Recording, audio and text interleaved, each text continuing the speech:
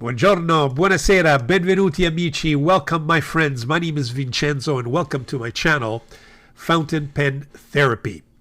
Well, welcome once again and thank you for joining me on this journey of fabulous Chinese pens that are available to us all at extremely low prices. When I mean low, I mean relatively speaking. We can get some very interesting writing instruments anywhere between $20 and $60 Canadian. Sometimes it includes shipping. Yes, it takes a little while to get to us, but when they do, these pens, I think, have made an impact. The Chinese have really stepped up their game, I got to tell you. And, you know, if I were some of the more traditional pen makers, I'd be extremely concerned because we now have companies like Asvine, Moonman or Majon, Jinao, and Hongdian that are producing some fabulous writing instruments and that provide me and hopefully provide you with lots of fountain pen therapy.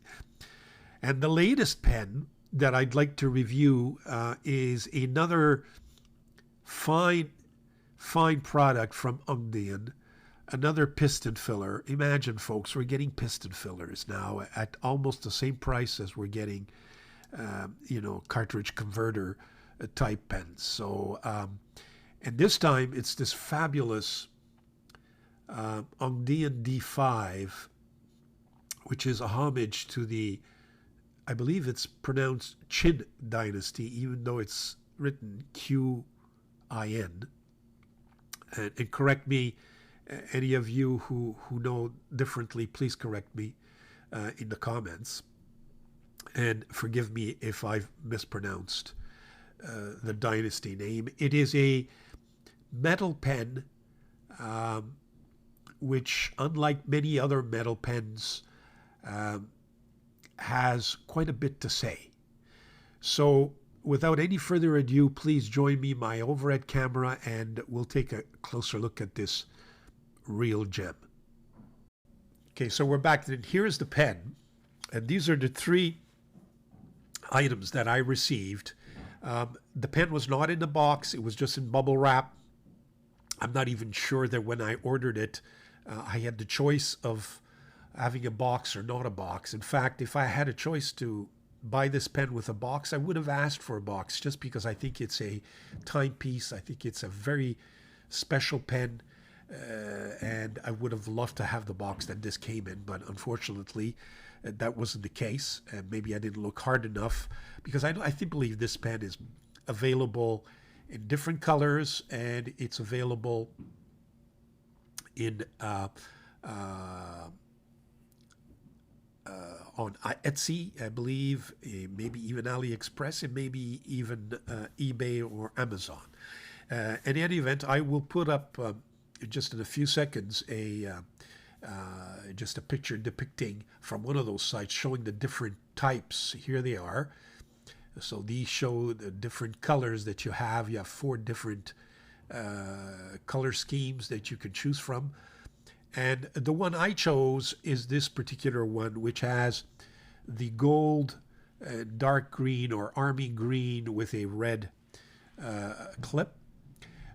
So the pen came with a booklet, which is really nice. I mean, very hard to read because it's in such small, it's in Chinese and in English. I think the English translation may be a poor one, but I took the time to read all this just because there's so many symbolic parts to this pen. So I thought that it would be important for me to look at each one and try to understand what this pen depicts. So just in a few seconds, I will reset up and we will take a closer look at this pen.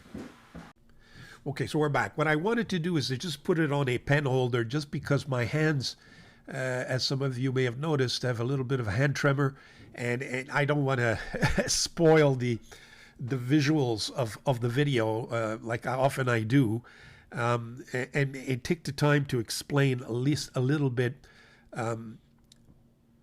all the details that we see on this pen. Now, first of all, it is a metal pen, and oftentimes I've often said that I don't enjoy metal pens too much, but lately there's been a few that are an exception. Yes, this is an extremely ornate design on this pen, but I think it's not to the point where it's ugly. I don't know. There's a certain flair to this pen and a certain balance. Unlike the Jinao Dragon pens, for example. I mean, they're just abhorrent. Okay, it's just too much. But this one is just got enough detail to make it a very, very interesting writing instrument. Now, let's start with the cap.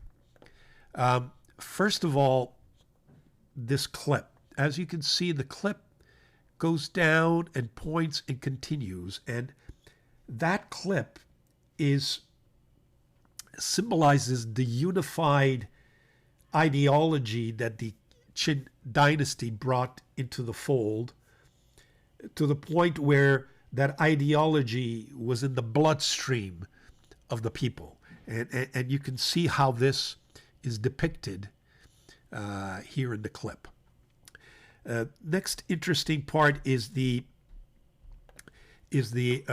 top finial, and let me just try to focus here. There is let me just get it straight here. I believe I have to look at it carefully just to get which side it's on. There it is, and it's hard to see, but let me see if I could just.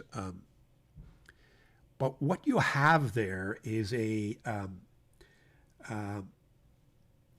it's a legendary creature by the name of Zigji Renfa. It's a beast that distinguishes right from wrong, and it really symbolizes the new legal order that the dynasty brought into the fold. And that finial symbolizes the courage, the justice, the fairness, and the enlightenment of the people with this new with the unification efforts of the Qin dynasty. So that's the finial. Second characteristic of that finial, if you will, or that you could see, let me just, the camera's all of a sudden gone out of focus. Yeah, you see that the finial, or at least the top part, has kind of a flare there. See that flare right at the top? And with a very, very, very nice design. That flare and the design underneath it symbolizes the construction of the new, of the Great Wall of China, if you will. So that's what that does. Next part of that beautiful cap are the two sides. You see this side here, which is the same as this side here. Those two sides, there is a bird, what the Chinese used to worship, a Zhuan bird, which was a symbol of a powerful divine. So there's some religious or spiritual connotations there as well.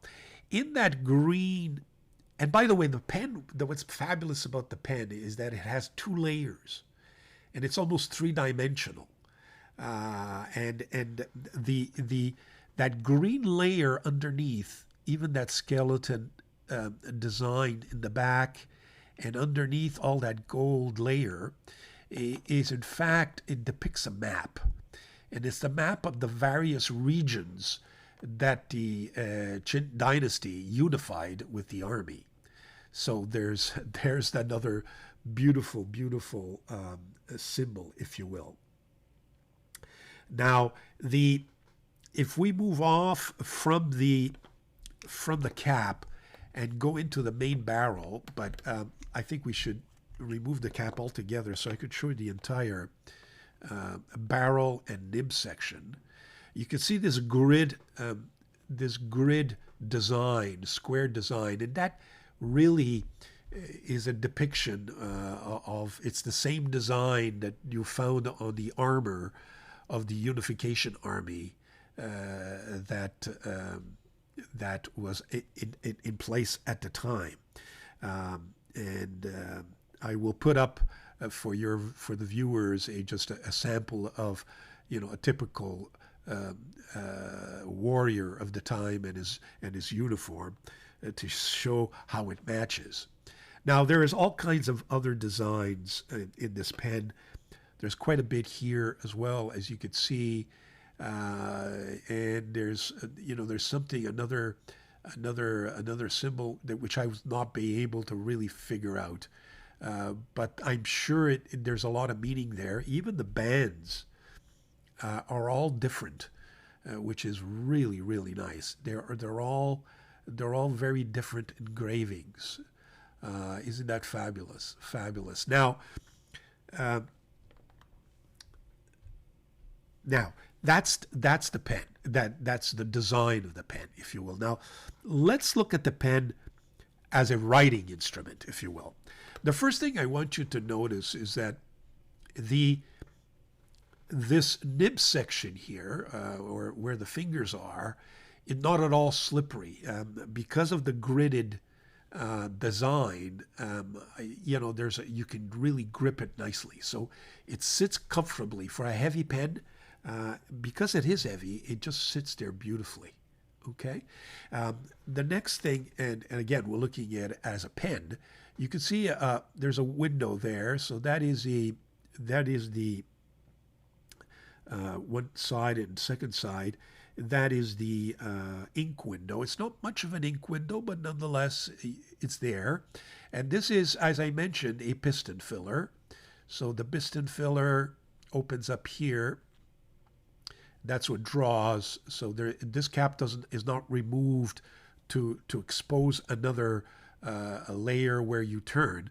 The turning mechanism is on this finial, which is something I want to mention later on, because I find that this may be one of the things that I didn't like about this pen, and there's not much.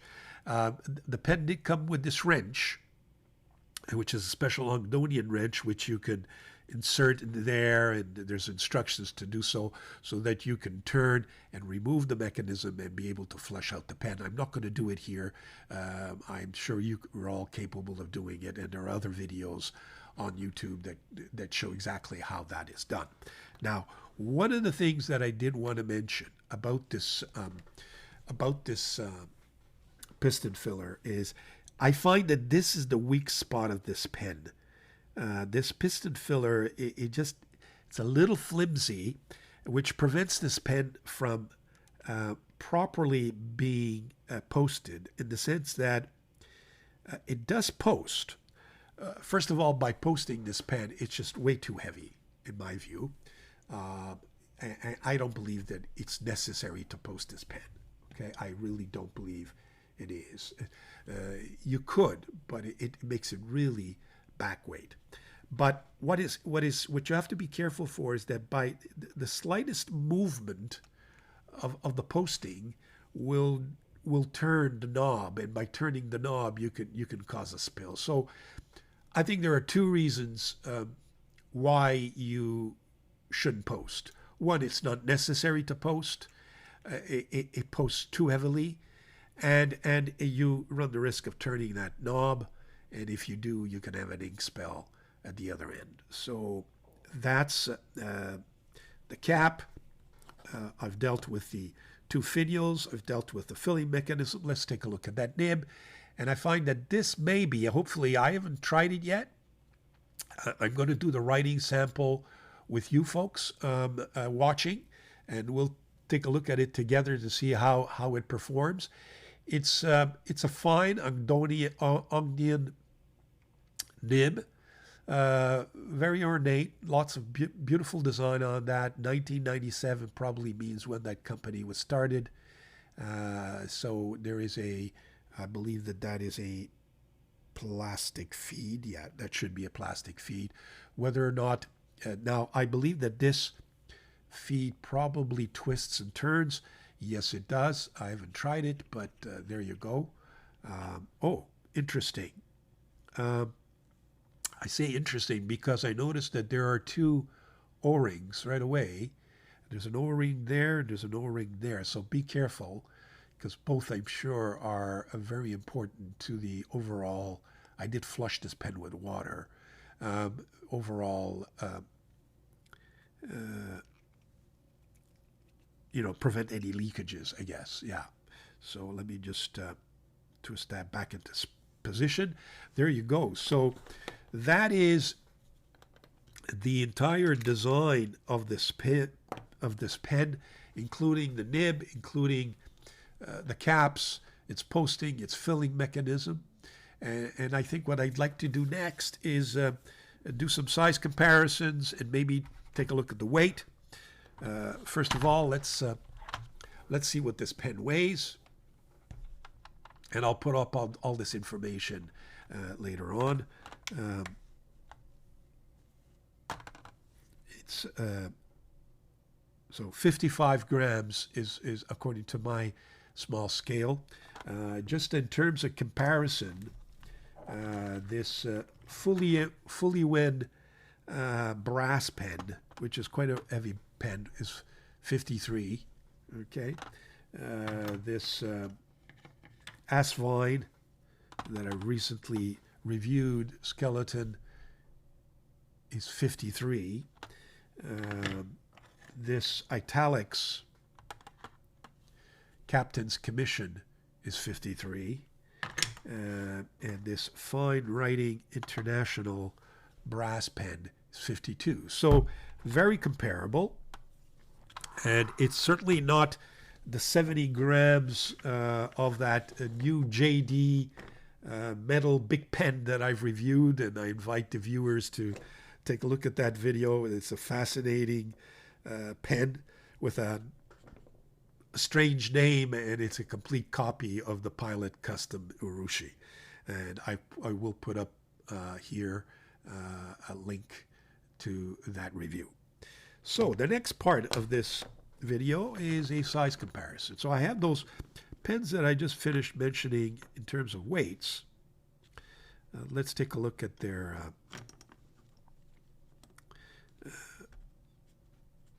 okay. So here is the, compared to the fully one, you see it's a slightly bigger. It is probably equivalent to my Italics Captain's Commission. It is bigger than my Fine Writing International brass pen.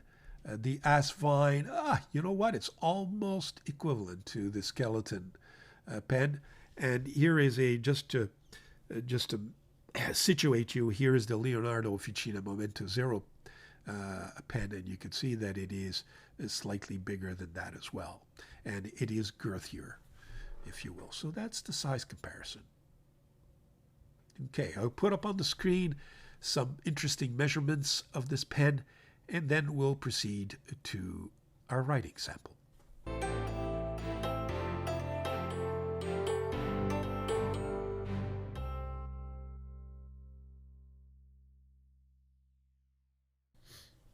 So we're back after those size measurements. We're back with the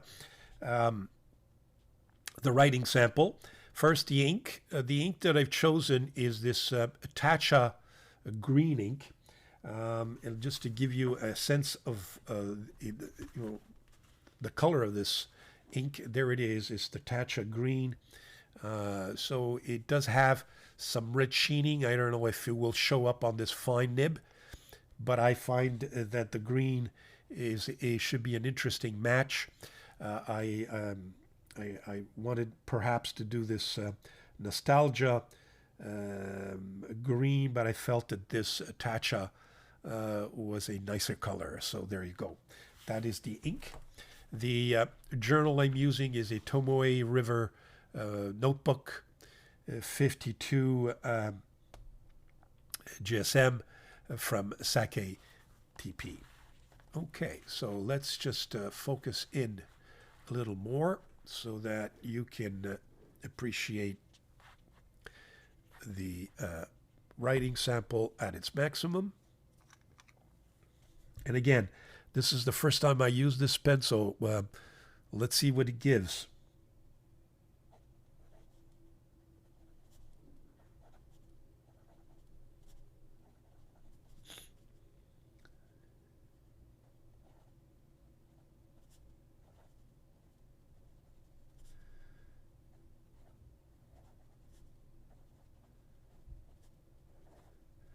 So it's the Hongdian D5 Qin Dynasty. So far, folks, this pen is, for a fine, is a real gusher.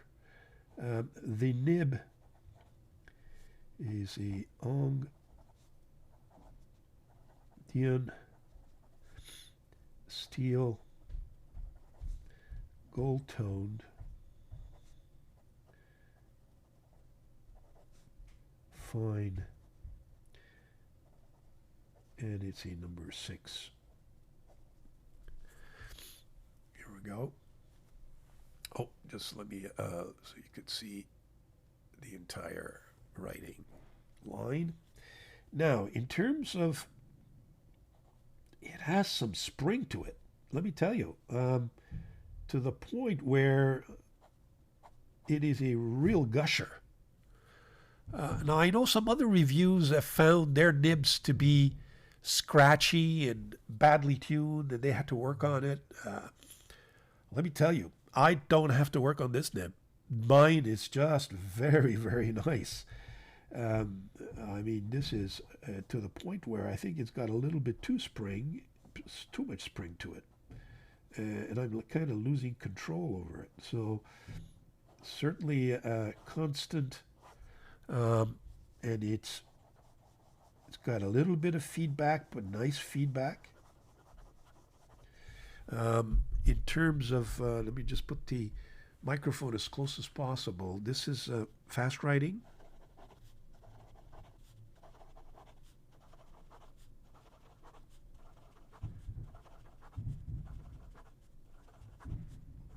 No problem keeping up. No baby's bottom. I know that inquiring minds had problem with baby's bottom on its nib, on his nib, but none here. This is really, really nice.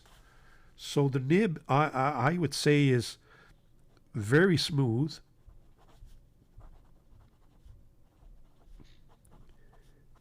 Springy. And wet. And most constant.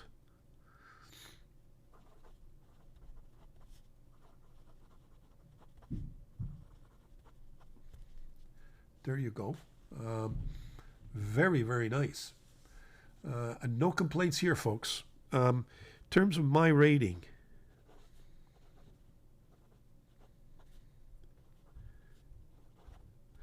well, let's start with the design. I think the originality of the design goes without saying. It's overpowering because of the historical significance of the design, but not to the point where it detracts or makes this writing instrument or the writing experience unpleasant. On the contrary, it just adds to the experience in my mind, and there is no doubt in my mind that this pen